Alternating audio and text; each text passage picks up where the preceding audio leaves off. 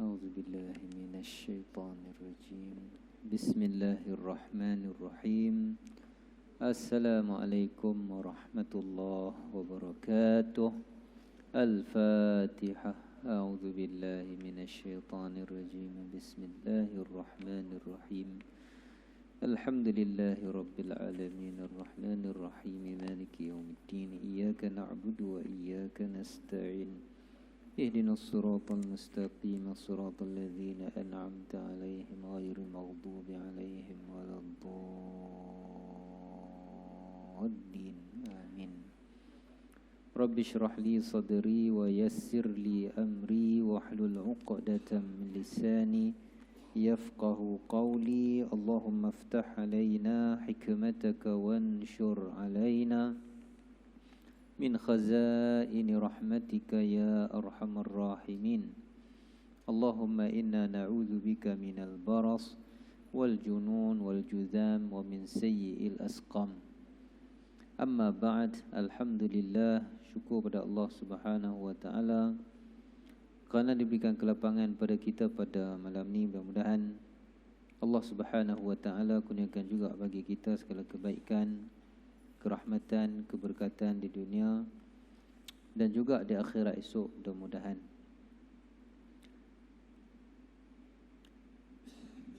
Alhamdulillah juga kita berada dalam bulan September.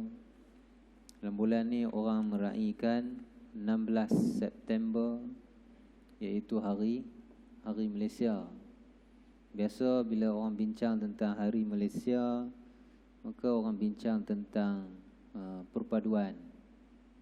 Kerana 16 September 1963 itu terbentuknya Malaysia yang terdiri daripada Semenanjung Tanah Melayu, Singapura, Sabah dan juga Sarawak. Tapi di samping orang bincang tentang perpaduan, kadang-kadang kita kena tengok lebih meluas lagi untuk ambil pengajaran daripada sejarah. Fa'tabiru ya ulil absar, ambil iktibar. Tahun 16 September 1963 Malaysia terbentuk. 9 Ogos 1965 Singapura keluar daripada Malaysia. Tu kena ingat juga tu. Dan kena dia ambil pengajaran. Tak sampai 2 tahun lah. Kan? Tak sampai 2 tahun. Tak sampai 2 tahun ya. September, Ogos lah. Tak sampai lah 2 tahun. Singapura keluar pada Malaysia. Yang mana kita kena ambil pengajaran, kena tengok. Untung ke rugi Singapura keluar? Rugi kan? Sekarang lah kita nampak rugi. Tapi pada 9 Ogos 1965 tu, kalau kita baca sejarah, seluruh ahli parlimen setuju. Parlimen Malaysia tu bersidang, ialah nak keluar, satu wilayah nak keluar daripada negara. Soal tu kan. Mana nak buat satu akta pun kena bersidang. Mana satu buah negara nak keluar. Satu wilayah besar, ialah satu wilayah nak keluar. Jadi bersidang, maka sepakat kalau ikut penyataan sejarah. Sepakat semua ahli parlimen terima Singapura keluar daripada Malaysia. Masuk semua tu, kerajaan pun setuju, pembangkang pun setuju. Waktu tu siapa pembangkang? Siapa kerajaan? Kerajaan perikatan. Pembangkang semua setuju. Maksudnya pada ketika itu Singapura keluar tu dianggap sebagai wallahualam ya, rugi yang paling kurang rugi. Itulah ya. Rugi yang paling kurang rugi. Kerana dibimbangi apa? Kalau Singapura terus berada dalam Malaysia, rugi yang lagi besar. Rugi yang lagi besar. Antaranya kemungkinan juga Lee Kuan Yew jadi Perdana Menteri. Risau. Kalau kita tengok pula, dia bukan terus jadi ya. Tengok sejarah. Tahun 1964 dia kena reverse sikit. Jadi 9 Ogos 1965 Singapura keluar sepakat. Ahli parlimen bersidang sepakat. Tapi nak faham tu kena reverse tahun sebelumnya, iaitu 1964. Apa berlaku 1964? Ada 2 rusuhan berlaku kat Singapura dan juga merebaklah sikit ke Semenanjung. 2 rusuhan, Jun kalau tak silap dengan September 1964. Gaduh lah. Kena tangkap semua, beratus orang kena tangkap apa semua. Maka 1965, 9 Ogos 1965, setuju semua orang supaya Singapura keluar. Apa pengajaran dekat situ? Iaitu kalau kita tengok surah Li'ila fi Quraisy. Li'ila fi Quraisy ila fihim rihlatash shita was-sayf falyabudu rabb hadzal baitil ladzi at'amahum min ju' wa amanahum min khauf.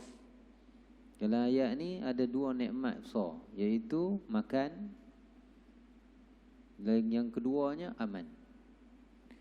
Jadi macam mana Singapura boleh keluar dari Malaysia apabila hilang aman pada tahun 1964. 1964 keamanan tu hilang, rusuhan 2 kali.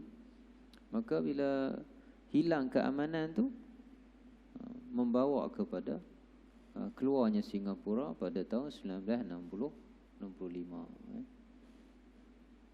Jadi benda tu dah berlaku lah. Mungkin tak Singapura masuk balik? Ada kemungkinan, siapa tak ada pula, kan? Kemungkinan tu ada, siapa tak ada. Contoh kan, orang putih, negara orang putih, apa nama, European Union tu sebenarnya macam sebuah negara lebih kurang. Mata wang satu, kan? Parlimen pun ada satu. Keluar pula, masuk balik, keluar balik. Cuma kita risau pula lah. Singapura keluar, lepas tu mungkin juga ada pula wilayah lain pula keluar, tak silap. Itu kita kena hati-hati lah. Kemudian lagi satu perkara juga kena tengok dalam sejarah ni, bila bincang tentang Malaysia ni, Hari Malaysia, satu poin kadang orang lupa bincang, iaitu mengapa Brunei tak mau masuk Malaysia. Itu kan. Brunei, kenapa Brunei tak masuk? Langsung tak masuk. Singapura masuk lah kejap, kan? Dekat 2 tahun dia keluar. Tapi Brunei langsung tak masuk. Satu rumpun dengan kita, lebih kurang, dia tak masuk. Itu kena tengok mengapa. Untuk kita ambil pengajaran daripada sejarah. Wallahu a'lam. Kita masuk balik buku. Sampai mana dah? 32? 22? Oh, tak habis lagi hadis kedua. Saya dah ingat habis dah. Jadi masih lagi hadis yang kedua, iaitu hadis Jibril alaihissalam. Yang mana Jibril alaihissalam datang berjumpa dengan Nabi ketika mana Nabi SAW berada dengan para sahabat, bertanya soalan.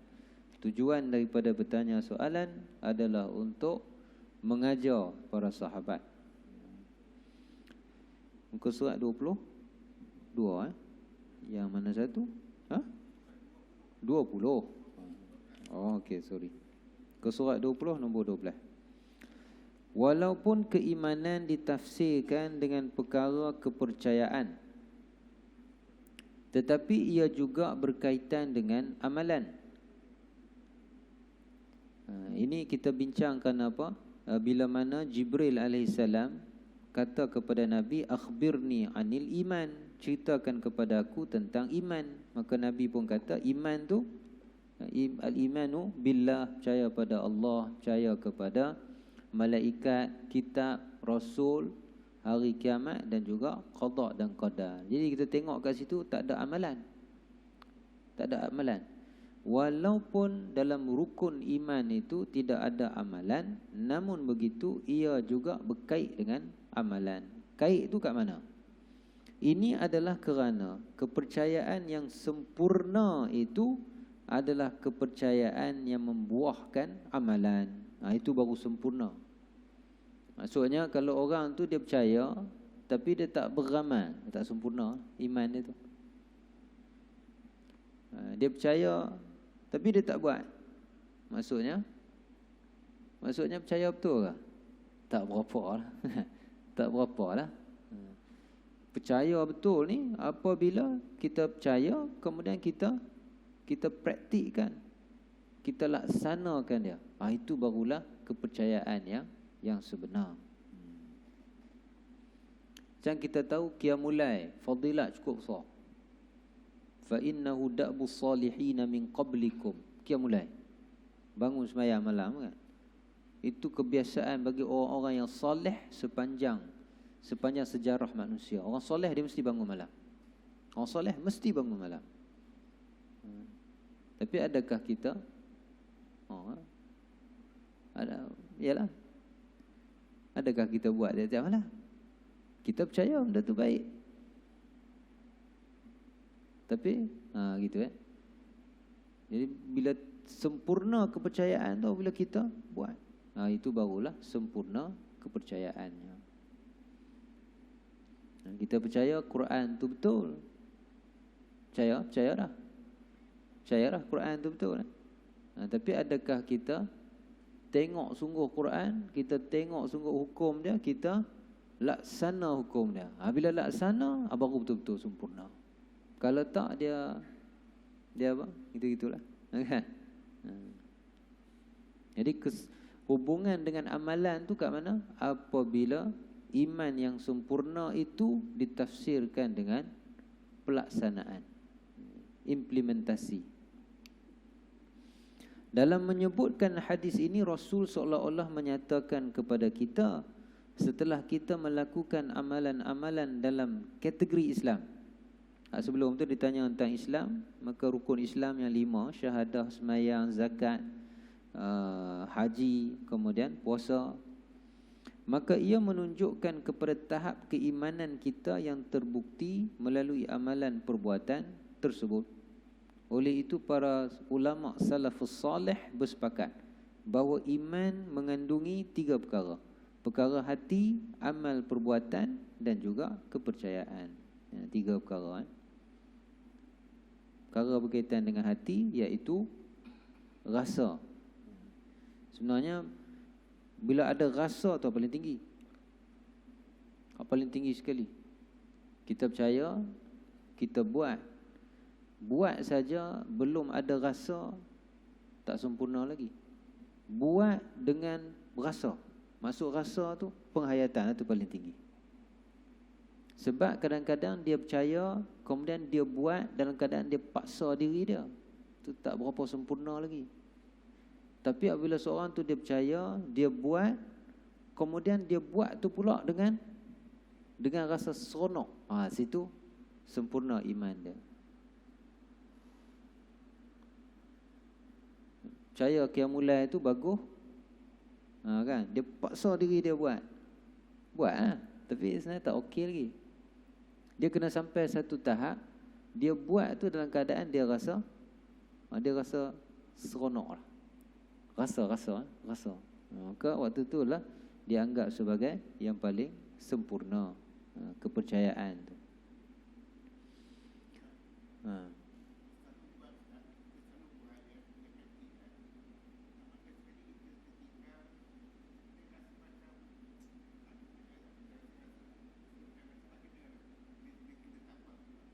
Itu bagus lah tu. Itu rasa lah tu.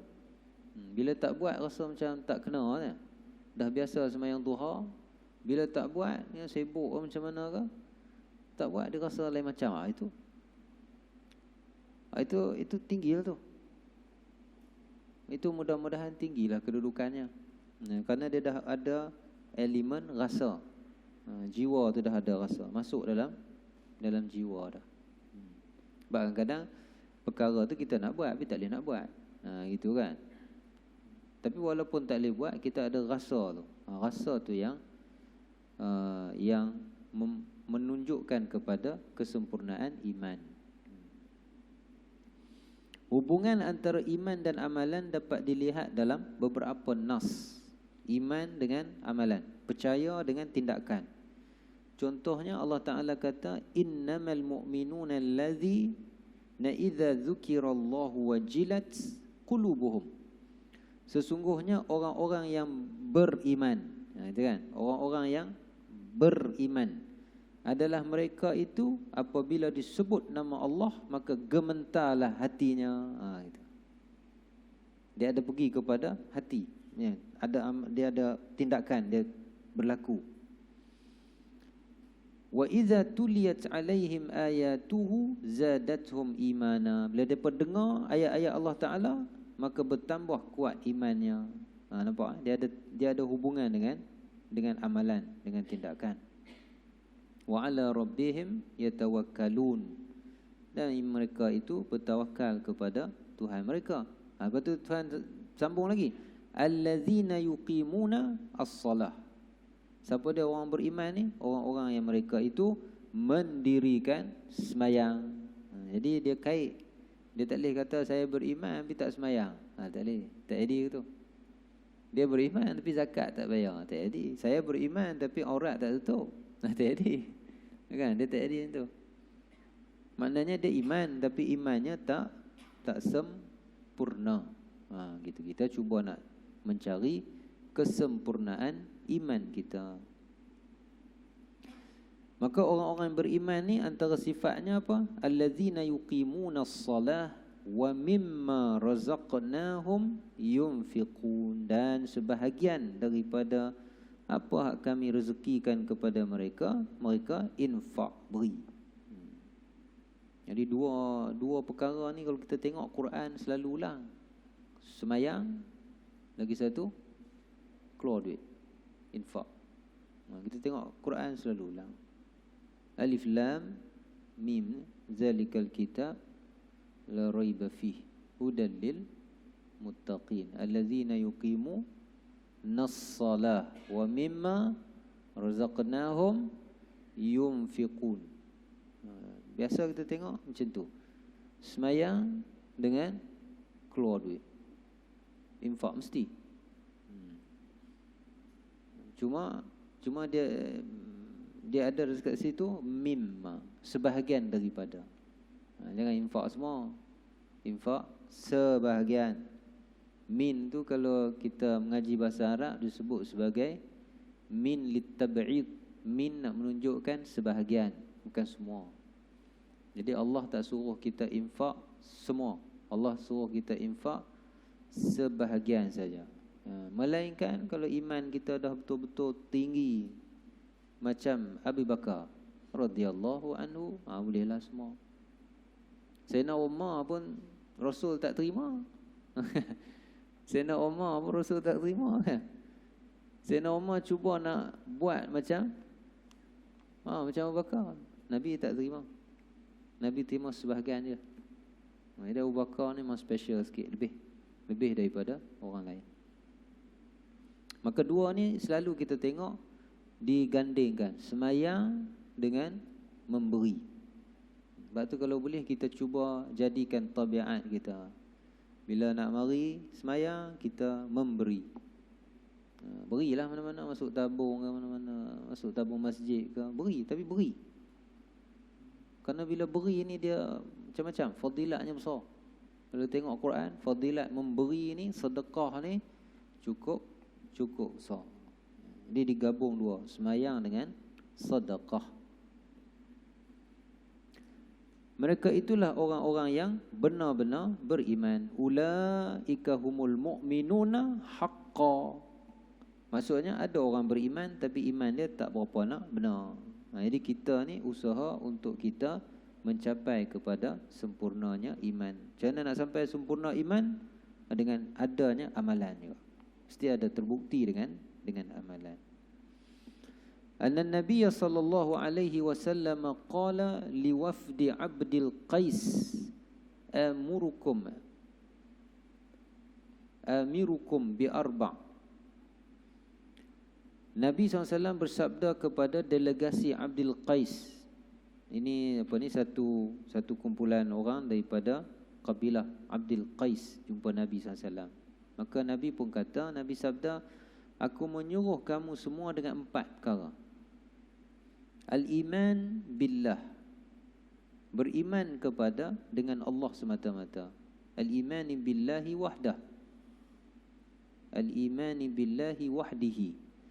Wa hal tadruna mal imanu billah? Lepas tu Nabi tanya, apakah kamu semua tahu apakah iman dengan Allah? Maka Nabi terus jawab, syahadatu an la ilaha illallah, menyaksikan tiada Tuhan melainkan Allah satu, wa iqamis salah, dan mendirikan salat. Ini amalan. Wa itaiz zakah, tunai zakat. Wa shaumi ramadan, puasa bulan Ramadan. Wa an tu'tu minal mighnamil khumus, dan memberikan 1/5 daripada rampasan perang. Ini perkara Nabi sebut ni rukun Islam. Tapi bila Nabi cuba tafsirkan iman kepada delegasi Abdul Qais, maka Nabi tafsirkan iman tu antaranya dengan rukun Islam juga. Seolah-olahnya rukun Islam ni dia akan menjadi sempurna apabila dia ada tahap yang lebih tinggi, iaitulah tahap keimanan. Dan tahap iman tu dia lagi tinggi apabila ada aspek rasa. Itu yang kita susun.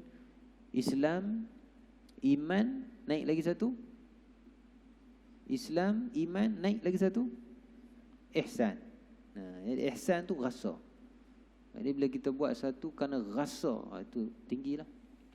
Itu tinggi lah tu. Kita bagi nafkah kepada anak kita, pada orang rumah, pada keluarga, kerana kita takut neraka. Gitulah. Tapi dia lagi tinggi pada tu. Ada lagi satu tinggi lagi tahap dia. Kita cuba sampai tahap yang lebih tinggi. Ani Nabi sallallahu alaihi wasallam, nak cerita iman tu berkait dengan amalan. Daripada Nabi sallallahu alaihi wasallam qal al-imanu bid'un wa sab'un atau bid'un wa sittuna syu'batan. Iman itu adalah 70 lebih perkara ataupun 60 lebih perkara, capangan. Fa afdaluha, afdal iman itu qaulu la ilaha illallah, sebut la ilaha illallah. Itu yang paling afdal. Maksud kat sini sebut la ilaha illallah bersama dengan rasa. Bukan main sebut la ilaha illallah gitu je, tak adil lah. Orang kafir pun sebut, boleh sebut. Kita pergi dekat tengah pekan, suruh orang kafir tu sebut, kita bayar dia RM100, sebut la ilaha illallah. Dia boleh sebut tak? Boleh sebut. Apa beza dia sebut dengan kita sebut? Kita sebut dengan rasa. Jadi masuk kat sini sebut la ilaha illallah tu dengan rasa. Dan rasa tu pula berbeza-beza juga. Apa bukti beza-beza?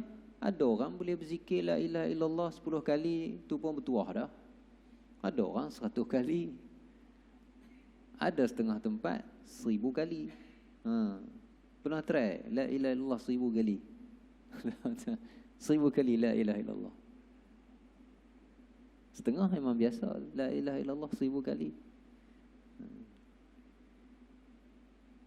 Setengah 100 pun orang komplain lah. Panjang no ustaz. Kan? La ilaha illallah 100 kali tu pun panjang dah. Sebab apa? Sebab rasa dia tak ada rasa. Tak ada rasa. Bila tak ada rasa yang apa ni, yang rasa yang seronok, maka dia mari rasa letih.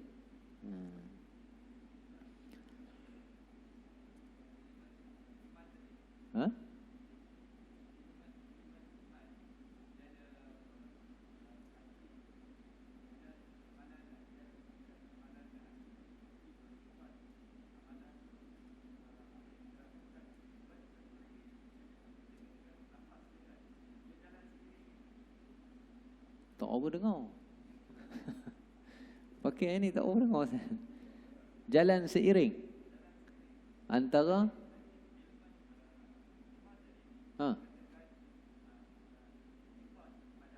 iman, i'tiqad, betul, percaya. Ya.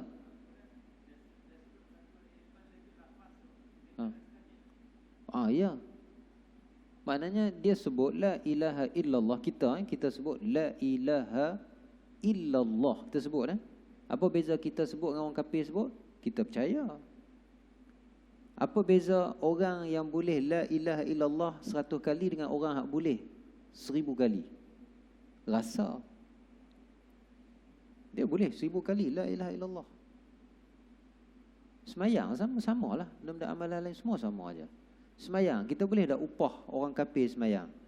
Bagi dia 1000, semayang 2 rakaat, dia pun 1000. Dia semayang 1000 kita bagi dia. Buat saja tak ada apa. Dia tak ada percaya, dia kena ada percaya. Tapi percaya saja tak cukup. Percaya paling tinggi ada rasa. Kita malam nisfu Sya'ban,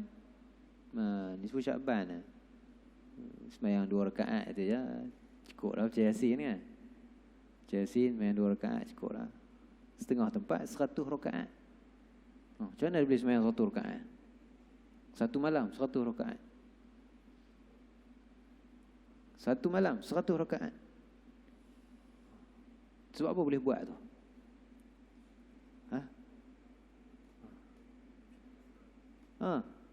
Kerana dia ada rasa. Istilah tasawuf dia panggil zauq lah, dia panggil zauqun.